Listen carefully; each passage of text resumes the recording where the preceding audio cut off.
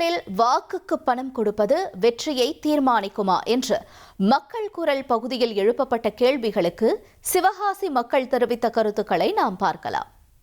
காசு கொடுத்தாதான் மக்கள் அவங்களுக்கு ஓட்டு போடுவாங்கங்கிறது கிடையாது. அவங்க இந்த 5 வருஷமா என்ன நடந்துட்டு இருக்குன்னு பார்த்துட்டு இருப்பாங்க. ஸோ தகுதியான ஆள் யாரோ அவங்களுக்கு தான் மக்கள் கண்டிப்பாக ஓட்டு போடுவாங்க.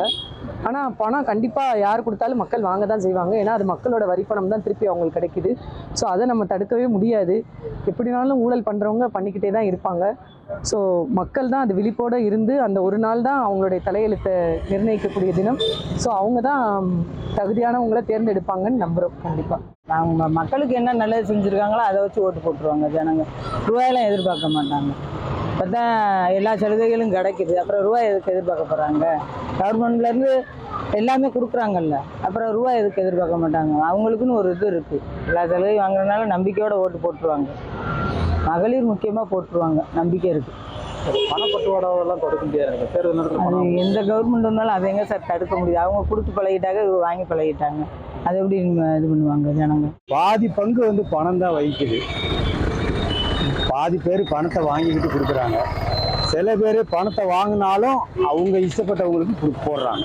ரெண்டுமே சரிசமமாக தான் இருக்கும். இதில் விகிதாச்சாரம் வேணால் முன்ன பின்ன இருக்கலாம் என்ன. ஆனால் இதில் வாங்கிக்கிட்டு போடுறவங்களும் இருக்காங்க.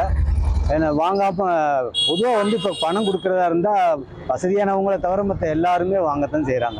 கொடுக்குறத வாங்கிக்கிடுவோம், நம்ம காசு தானே அப்படிங்கிற கண்ணோட்டம் தான் இருக்குது. நம்ம காசு, அவங்க நம்மகிட்ட இருந்து வாங்கின பணத்தை தான் நம்மகிட்ட திருப்பி கொடுக்குறாங்க. அதனால் நம்ம வாங்கிக்கிடுவோம். அதை வாங்கிக்கிட்டு நமக்கு பிடிச்சதை போடுவோம் அப்படிங்கிற இதில் ஒரு சாரார் இருக்கத்தான் செய்கிறாங்க.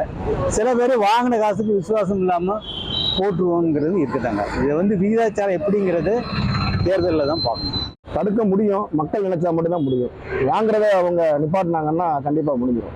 ஏன்னா கொடுக்குறவங்க கொடுத்துட்டு தான் இருப்பாங்க. பட் வாங்குறவங்க எனக்கு இது வேண்டாம், என்னுடைய சுய உரிமை, நான் என்னுடைய இதைத்தான் நான் பண்ணுவேன் அப்படின்னு ஒரு முடிவு எடுத்தாங்கன்னா, தீர்வான முறுக்கு எடுத்தால் நல்லாயிருக்கும்.